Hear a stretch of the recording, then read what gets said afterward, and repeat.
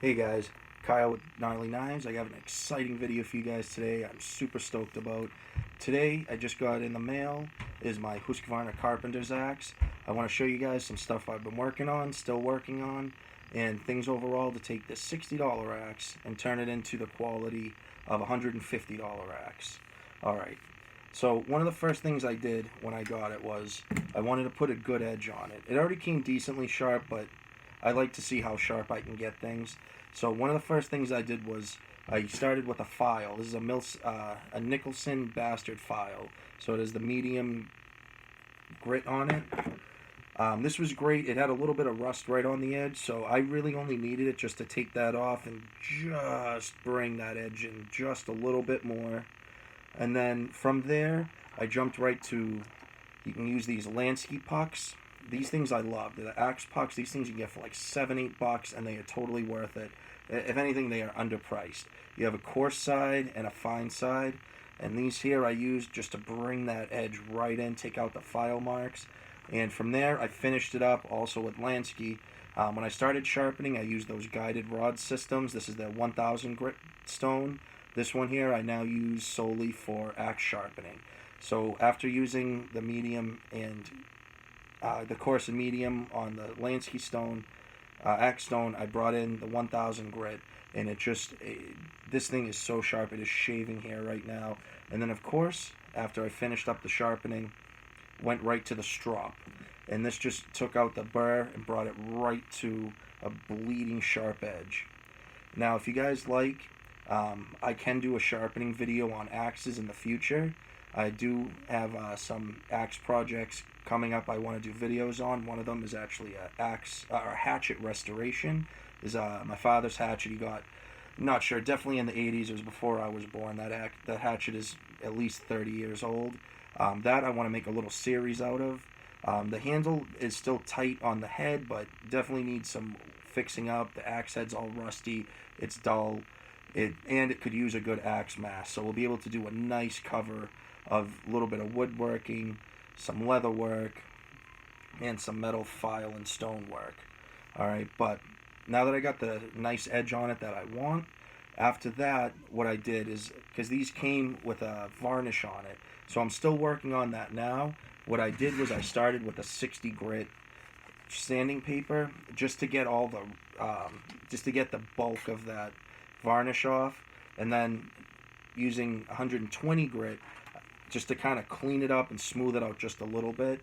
Now with other axes that I've done, like my Prandy I featured in a video previously, that one I brought up to 220 grit.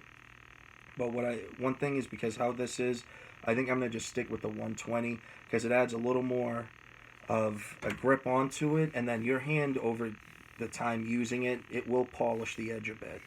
Now I did have to do a little bit of work, kind of make this fit my hand just a little better, because being a carpenter's axe, you know, one thing you're going to use it a lot for is choking up on it and doing your work, taking down bulk material. This did have, it had like a little ridge up here on the shoulder and on the back as well, but just using a nice rasp, I was able to take that material right down to where it fit my hand very well. And then going with the 60 to the 120, this thing fits so well in my hand now. Going from here, I do have some stuff I do want to show you guys. I just didn't want to do the full process of the sanding and the sharpening. Didn't want to make this a hour and a half video. I probably already have about an hour's worth of work into this. This video is probably going to be a little longer, probably up about the half-hour mark, but it's going to not just be the mundane watching me sand for 30 minutes straight. I do have a little more sanding left on here to do. This is more just rough, smoothing out the rough marks from the 60 grit. And this really, I really do love using this sandpaper. This is the 3M sandpaper. I find it lasts a lot longer. I've used other brands. Any sandpaper will do. It really does not matter. It's not a huge quality thing. I just find the 3M stuff lasts a lot better. Usually costs a teeny bit more, but it's not so much that it'll be more worth it to get the cheaper stuff. So what you want to do is you want to kind of work, and some areas are a little tight to get to. but you just take your time. So for example, so you can see here where on the axe head where it comes down, so you have all this area in here to try to work the sandpaper in. But if you just take your time and go slow, you can just work it out and get nice and smooth and cleaned up. And like I said, this is a $60 axe by Husqvarna, but Husqvarna does not make them. From what I understand, it is Holzbrook. So you do have that quality in the steel, the head. It's just, when it comes to fit and finish. So that's how, like the title of the video states, we're going to take the $60 axe and turn it into a $150 one. So we've already smoothed that handle out really nice, removed that varnish. Once we're done smoothing this out, we're going to jump to the BLO, boiled linseed oil. We'll talk about this a little bit too, some little safety precautions also. But this stuff, it really works amazing. We'll even talk about the, I just call it a treatment schedule, how often you're going to want to treat it. But this is absolutely great. I've already messed around with it a little bit. And this thing is just, oh my God, I cannot begin to express how much I love this axe. I'm so glad I finally picked up a good dedicated woodworking axe. The Prandy that I have is great. It works great, but I've used it more as a multi-purpose thing. But now I finally have a dedicated woodworking axe, and I am beyond excited. So this, I guess, will be a little bit of a first impressions. I will do a full review on this. As with the Prandy though will be first because I've already had that for probably about 2 months now. But I've done a good amount of work with it. This I really haven't done much with other than just getting it ready for work. So probably in the late fall, I'll have a nice video for you guys, do a full comprehensive review, see how well it's held up and see how it's looking. See how everything that we've done, how well it's held up in that time over the next couple of months. But no, we'll cover some good stuff with axe maintenance and how to treat your axe, keep it from rusting, because this is a high carbon steel. You do not want it to rust, especially once you put a nice beautiful edge on it. But we're going to cover all that stuff today in this video. Alright, so now just about done with the sanding. Now we're just really smoothing it out. I'm going to spend a little more time where I had to use the rasp, because the rasp, as great of a tool it is, it does leave a very, very coarse finish. So the 60 grit took all those marks out, so now I just want to take those 60 grit marks out. I mean, that is pretty good there. And just get any bare spot that you can find, because you want to get all that varnish off. Because that varnish, I don't know why they do it. I think it's just because the varnish keeps marks and stuff off it, keeps it looking clean if it's in a store or something like that. People won't want to buy a handle if it has all dirt marks and hands, and people with the oily hands getting grit marks all over it, which is fine. Whatever. You spend, probably 45 minutes alone just with the handle, sanding it, getting the boiled linseed oil on it, and this thing is going to be amazing. Also, too, this though, I'm not sure why, because other axes I've seen, they don't varnish the top right here where it comes out of the eye of the axe head. They did, so I just spent a little bit of time working that down. But this here is all ready to accept the boiled linseed oil. So that I'm very, very excited about. Alright, so before we go in, treat with the boiled linseed oil. Now, I'm just going to use my shirt because I'm going to change this after. Watch, you got to get some of the sweat off. It is a little warm today. I cannot wait for winter. But we just want to take and get all the dust off from the sanding, just because it will inhibit a little bit the boiled linseed oil penetrating into the wood. Let's get it all nice and clean. You want to make sure your hands are clean, because you don't want to start putting marks on it now, or dirt marks. You want to earn that from work, not just while you're, or at least with me anyway, that's how I feel. Oh, that just feels so good. Alright, now, using the boiled linseed oil, one thing with it is whatever you use it for, you can use rags. I'm just using a paper towel here. One thing with the boiled linseed oil is it can combust. That's why sometimes a lot of shops that do use it, you'll see they'll have a metal container with a lid that they'll put the linseed oil in. One thing that I do to do it is I do keep especially when I'm doing axe stuff, I'm going to be sharpening, so I'll have a bucket of water. What I'll do is I'll just dunk it in a bucket of water and let it soak, and then I'll dispose of it from there. But just because you want to prevent it, any risk of throwing the boiled linseed oil away. Now, I've never had that be an issue. I learned of that being a thing probably in the last couple of years. Prior to that, to be honest, I just treated with the rags or whatever and just threw them away. Now, I never had an issue. Doesn't mean it won't happen. Ever since I found that out now, I always soak my rags or paper towels, whatever it is that I'm treating with. Alright, so I'm going to crack this open. Oh, man. There we go.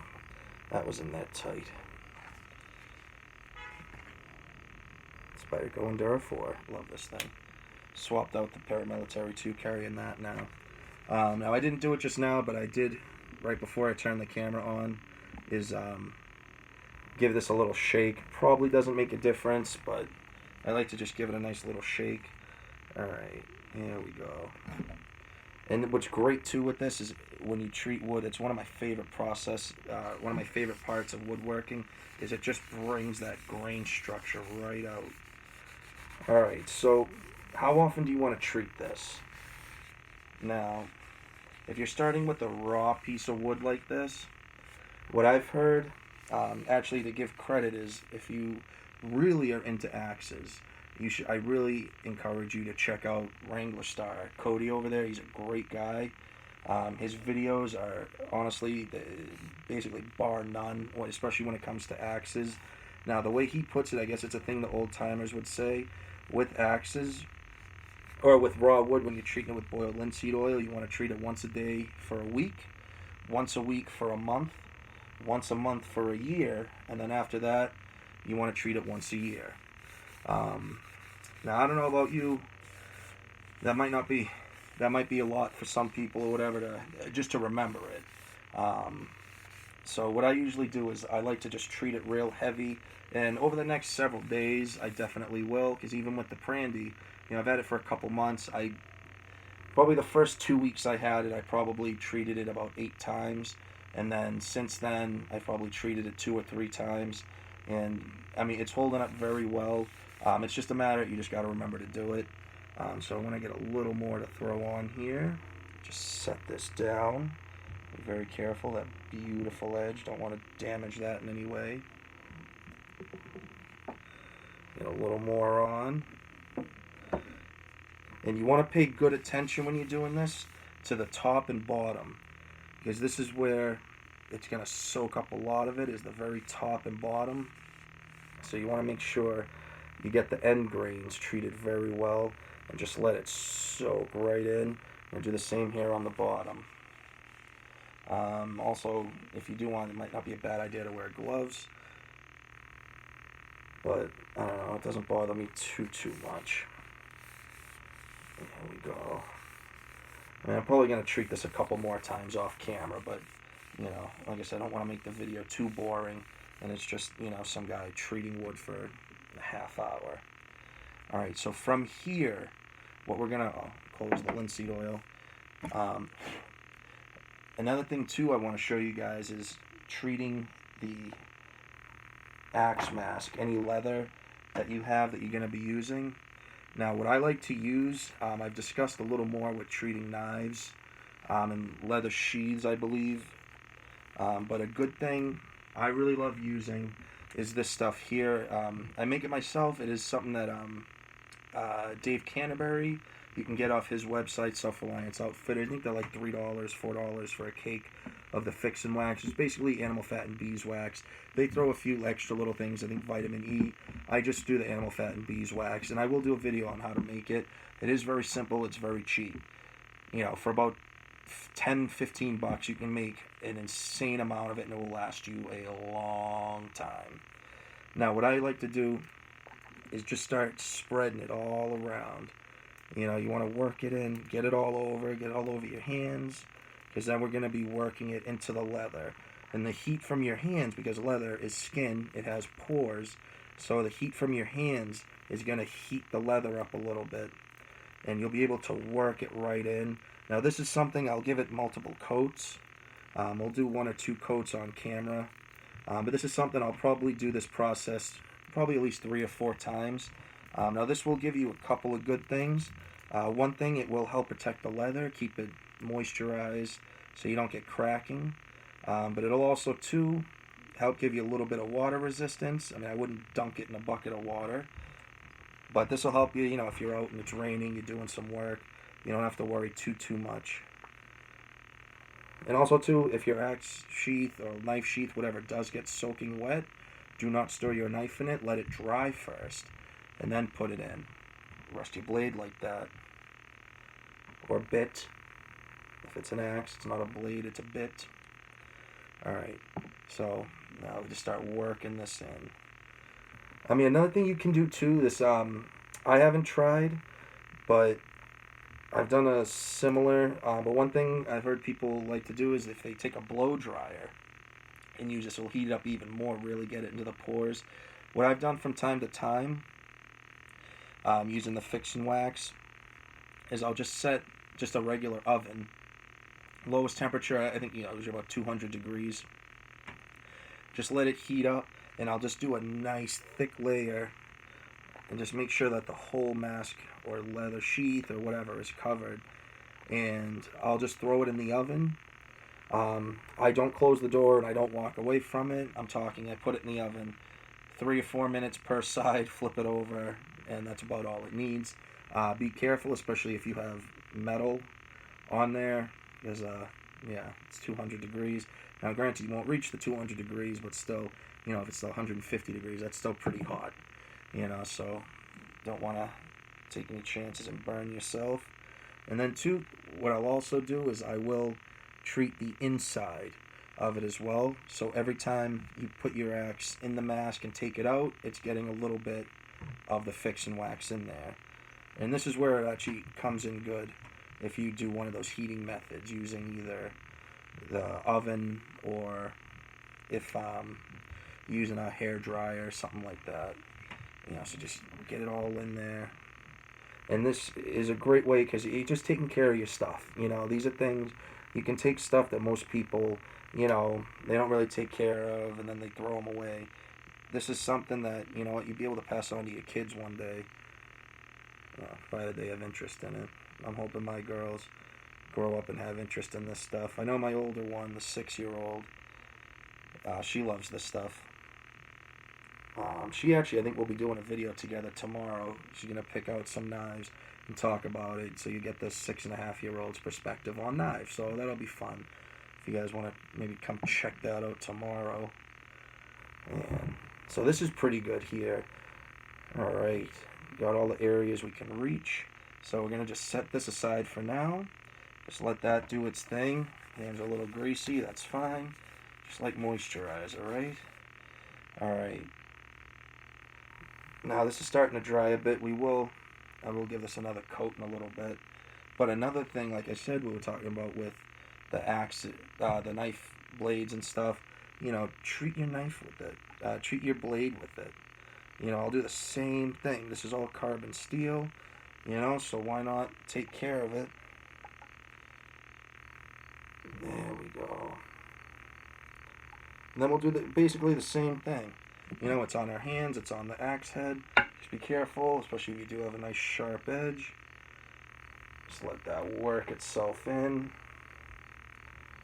Just give it a thin coating. This, it's going to come off with use. But just give it a nice little, just showing it that you care. Ooh, okay, we're good. Thought I cut myself. Alright. Another thing hopefully you guys might like is, I think over the course of tomorrow and Monday, I want to do a little mini series, at least 2, maybe 3 parts, excuse me, where I do have a Tomahawk, Cold Steel Frontier Hawk. I want to do a video on basically doing a very similar thing, show you what my process is going to be, just modifying it a bit. Maybe I'll show a little bit of the axe sharpening, tomahawk sharpening, but it is the same process. And going to kind of modify the handle. It's a little long for what I like, So I'm going to just chop the handle down a little bit on that. But I'll show you what we're going to use to strip the paint off and what we're going to use to treat it. We're going to do a nice forced patina on that. That'll be fun. So that video, probably going to break it up. Yeah, I feel it's probably going to be at least 3 parts. So yeah, probably the next 2 days, not counting this one, I'd say probably have a good 3 to 4 videos at least coming your way. Alright, see what else can we do here. So now we got the axe, we got it sharp, we got the mask on, the mask is treated. You know what? I'll just get this fix and wax off my hands. Let's just give it one more, just for fun. Do a thick layer on it, and then I'll leave it for probably 10-15 minutes, come back. Oh, it doesn't want to come off. And then I'll come back and we'll wipe it down, or I'll wipe it down anyway. There we go. Yeah, because you want to let this stuff soak right in on the raw wood. And then, like I said, so at least the next few days, I'm going to be giving this a bunch of coats. There we go. Nice and thick. Don't forget end grains. There we go. So, I hope you guys liked this video. This was just kind of... Ooh, it's all greasy. I wonder why. Just kind of a brief show you guys what it is I like to do whenever I get a new axe or hatchet. We'll go more in detail, like I said, do the mini series on the tomahawk, but everything in that video you'll be able to translate to this, or this video you can translate into that. It's just going to be a more comprehensive view. I don't know, I really hope you guys enjoy that, and I hope you guys enjoy this, give you some good ideas, and this is just stuff too, like I said, it's a $60 axe. I feel like now I'm looking at $150 quality right here. You know, I mean, like I said, took the handle down, there were a couple of spots, took those down with the rasps, sanded it, got the varnish off, put the linseed oil on, sharpened it to my liking. It already came with the nice, beautiful axe mask, but treated it really well. And this thing is just good to go. Honestly, I see many, many years of good usage out of this, and I hope you guys find the same as well. You guys have yourselves a great afternoon, and keep on keeping on. And don't forget to like, comment, subscribe, share, all that good stuff. I love you guys. You guys have a good one now.